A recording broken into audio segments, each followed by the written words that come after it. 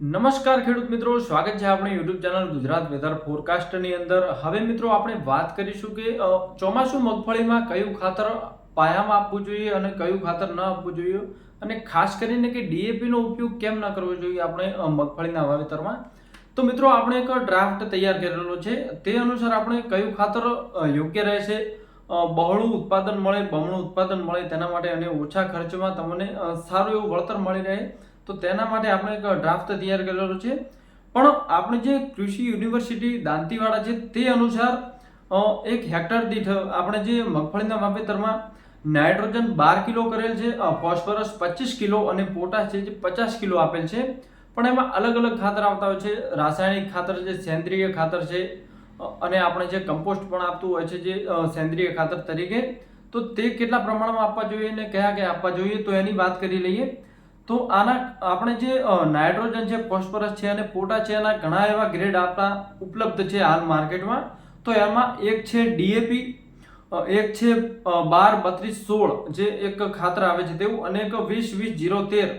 હવે આ જો મગફળી માટે સારા ખાતરની વાત કરવામાં આવે આ ત્રણમાંથી, તો આપણે એસએસપી જે વીઘા દીઠ 25 કિલો નાખવું જોઈએ. આપણે જે મગફળીનું વાવેતર છે પાયામાં વીઘા દીઠ 25 કિલો, જેમાં 16% ફોસ્ફરસ 16% ફોસ્ફરસ આવે છે અને 12% સલ્ફર આવતું હોય છે, અને 21% જેટલું આપણને કેલ્શિયમ તેમાંથી મળી રહે છે.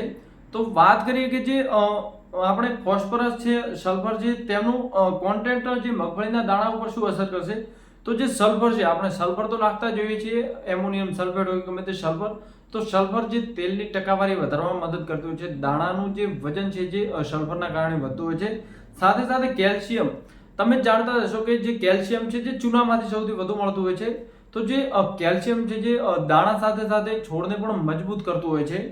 હવે વાત કરીએ એમોનિયમ સલ્ફેટની, તો તેનું ક્વોન્ટિટી જે વીઘા દીઠ 10 કિલો કરેલી છે, તેમાં 21% નાઇટ્રોજન, 23% સલ્ફર નાખેલું હોય છે, એડ કરેલા હોય છે બે કોન્ટેન્ટ. અને શરૂઆતનો જે ગ્રોથ હોય છે, આપણે જે વાવેતર કરીએ છીએ, જે શરૂઆતમાં જે છોડ ઉગવાની જે એની ક્ષમતા હોય છે તેમાં વધારો કરતો હોય છે, ઉગવાની ક્ષમતા વધારતો હોય છે, અને છોડને જે 25 થી 30 દિવસ સુધી સારું એવું પોષક તત્વ જે મળતું હોય છે, તેના કારણે જે છોડ સારી રીતે વિકાસ કરી શકે છે, તેના મૂળિયા છે જે સારી રીતે વિકાસ કરી શકે છે, અને છોડની જે વૃદ્ધિ છે જે વધુ સારી જોવા મળતી હોય છે. હવે એમઓપી આવતું હોય છે મિત્રો, એમઓપી જે વીઘા દીઠ 15 થી 16 કિલો. હવે મિત્રો તમને એમ થશે કે એમઓપી શું છે, તો એમઓપી પોટાશ જ છે, બીજું કંઈ નથી. જે વીઘા દીઠ 15 થી 16 કિલો આપવું જોઈએ. તે રોગ સામે લક્ષણ હાલશે, સાથે સાથે દાણાની ચમકમાં વધારો કરશે, અને જે દાણો મજબૂત કરશે, જેથી તમારે જે તેનો વજન છે તે પણ સારો થશે. જે મગફળીનો વજન વધારવામાં પણ તમને એક રીતે એવો ખૂબ લાભ હાલશે. તો મિત્રો આ જે ત્રણ હતા આપણા, જે એક તો એસએસપી હતું, એમોનિયમ સલ્ફેટ હતું, અને એમઓપી.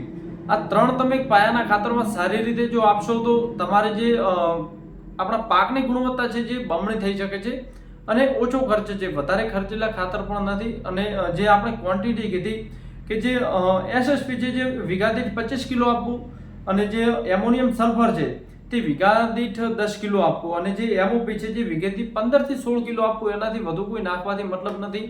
અને મિત્રો ખાસ કે ડીએપી કેમ ના નાખવું જોઈએ, તો ડીએપી ખાતર એ આપણે જે ખેડૂતો છે જે ડીએપી પાછળ વધુ પડેલા જોવા મળે છે. કારણ કે જે પાક જ્યારે તેની વાવણી કરતા હોઈએ છીએ ગમે તે બિયારણ, ત્યારે તે ડીએપી વધુ નાખતા હોય છે, પણ ડીએપી નો કોઈ મગફળીમાં એટલો અસર જોવા મળતી નથી. કારણ કે જે ડીએપી છે જે છોડની વૃદ્ધિ વધારે છે, પાયાના ખાતરમાં તેને બધા પોષક તત્વ જે આપતું હોય છે ડીએપી. આમ કોઈ એવું ખાતર નથી કે આ ના નાખવું, પણ અમુક નાખતા હોય છે, પણ તેની ટકાવારી પ્રમાણે નાખવું. વીઘા દીઠ 15 કિલોથી વધુ ન નાખવું જોઈએ. આપણે જે ખેડૂતો છે જે એક વીઘામાં અંદાજિત 35 થી 40 કિલો ખાતર આપી દેતા હોય છે, તો તેટલું અતિશય ખાતર પણ જમીનને નુકસાનકારક પહોંચાડે છે. તો મિત્રો ડીએપી કેમ ના આપવું, કે જે ડીએપી અમુક ખેડૂત મિત્રો આપતા હોય છે, તે ખાતર છે જે છોડમાં આપતા હોય છે, અને છોડ જ્યારે ડીએપી નો પોષક તત્વ ખીચે છે ત્યારે જે છોડની વૃદ્ધિ છે તે વધતી હોય છે, પણ સાથે સાથે જે આપણે જે પાકમાં જે મગફળીનો પાક છે તેમાં છોડની વૃદ્ધિ આપણે નથી જોવાની, આપણે જોવાના છે તેના દોરડા જે મગફળી બેસે છે. તો મિત્રો જે ડીએપી અતિશય નાખતા હોય છે તેમનો છોડનો વિકાસ સૌથી વધુ જોવા મળતો હોય છે, પણ અંદર જે મગફળીના દાણા બેસવાની પ્રક્રિયા છે જે સાવ નોર્મલ, ક્યાંક ક્યાંક જે આછા પતળા દાણા બેસે છે તેથી ઉત્પાદન તો ઘટે છે, સાથે સાથે ખેડૂતનો ખર્ચ પણ વધે છે આવા ખાતરો નાખીને.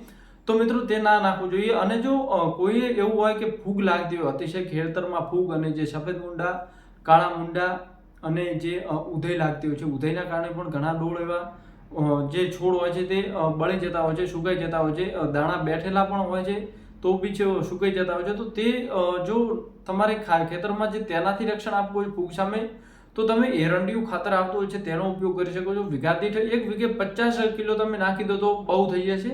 પણ જો કોઈ વધુ નાખવાથી પણ આ જે ખાતર છે જે કોઈ હાનિકારક નથી ખેતર માટે, સારું એવું છે, આપણે બનાવેલું છે ઓર્ગેનિક તરીકે, આપણે તેનો ઉપયોગ કરી શકીએ છીએ. અને જે એરંડિયું ખાતર છે જે પાયામાં આપવાથી સારામાં સારું રિઝલ્ટ તમને જોવા મળે છે, કારણ કે પાયામાં જે મિક્સ થશે જમીનમાં અને જે ફૂગ છે તેનાથી લડશે અને ફૂગનો નાશ કરશે. તેથી જે તમારા પાકને કોઈ બી જાતની ફૂગ લાગશે નહીં અને પાક પણ તમે સારી રીતે એવો બમણા ઉત્પાદનમાં લઈ શકશો. અને જે સેન્દ્રિય ખાતર છે તમે વાપરતા હોય છો કે આપણે જે પશુઓના જે છાણ હોય છે તેનું ખાતર બનતું હોય છે. જો તમારે છાણિયું ખાતર રેગ્યુલરલી આવતું હોય મગફળીની સિઝનમાં, તો તેનાથી સારું કોઈ બીજું ખાતર નથી. તો રાસાયણિક જે ખાતર હોય છે તેનો તમે ઉપયોગ થોડો ઓછો કરો અને જે છાણિયું ખાતર હોય તેનો ઉપયોગ થોડો વધુ કરો.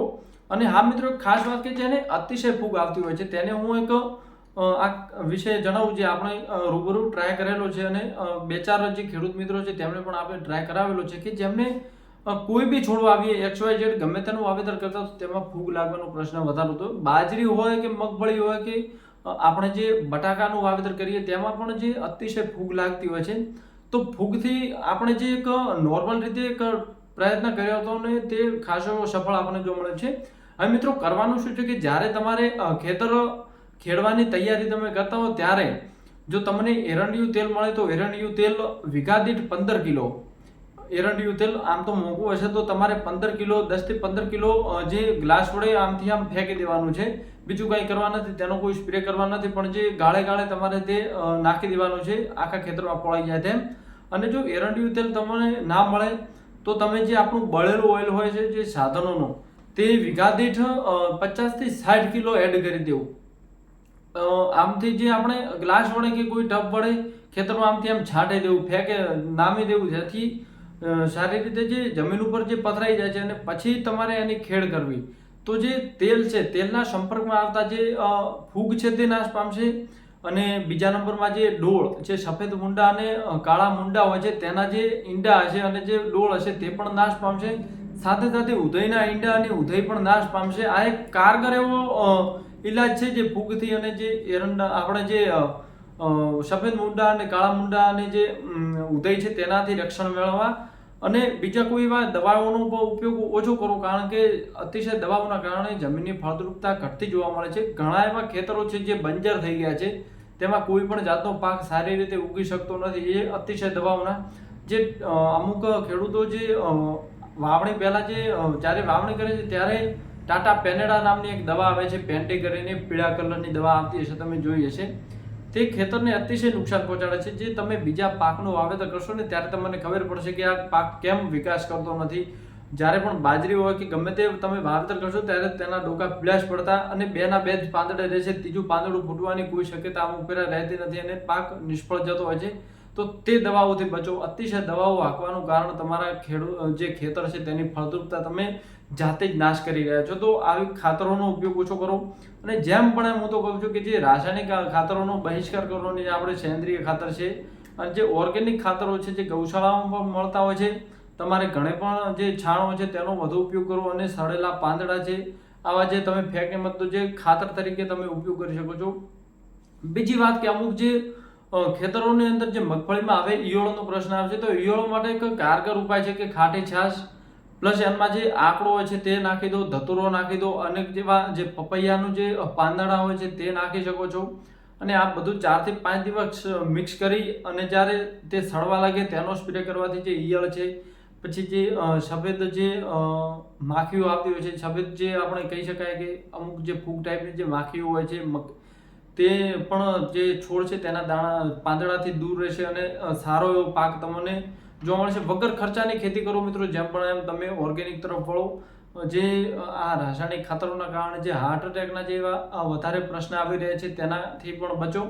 તો મિત્રો આ હતા જે આપણે જે તમને કહી દીધા કે એસએસપી છે, એમોનિયમ સલ્ફેટ છે, એમઓપી છે. આ ખાતર તમે જો પાયામાં રેગ્યુલરલી જો તમે એડ કરશો, જે અમે માત્રા કીધી તે માત્રામાં જો એડ કરશો તો તમારા પાકનું વળતર પણ તમને બમણું મળશે, ખર્ચ પણ ઓછો લાગશે પાયાના ખાતરમાં. અને જો આ જે મેં તમને ખાતર કીધા રાસાયણિક, તેમાં પણ તમે ઘટાડો કરી શકો છો. જો તમારે ઘરે જો છાણિયું ખાતર હોય તો મિત્રો નમ્ર વિનંતી કે જેમ પણ એમ રાસાયણિક ખાતર ઘટાડો અને જે આપણા જે ઓર્ગેનિક ખાતરો છે તેનો ઉપયોગ વધુ કરો.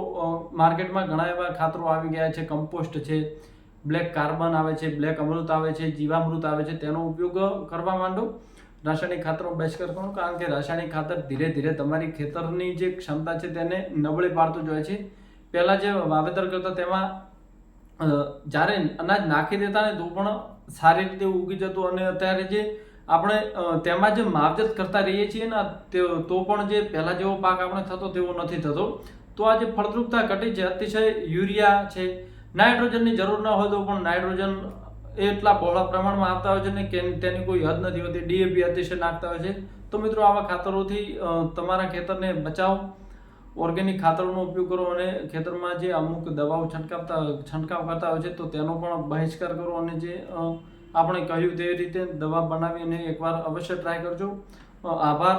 જો તમે પણ મગફળીનું વાવેતર કરતા હો છો, આ એક નિયમ ધ્યાન રાખજો. આપણે બીજું કાંઈ કેવું નથી. ધન્યવાદ.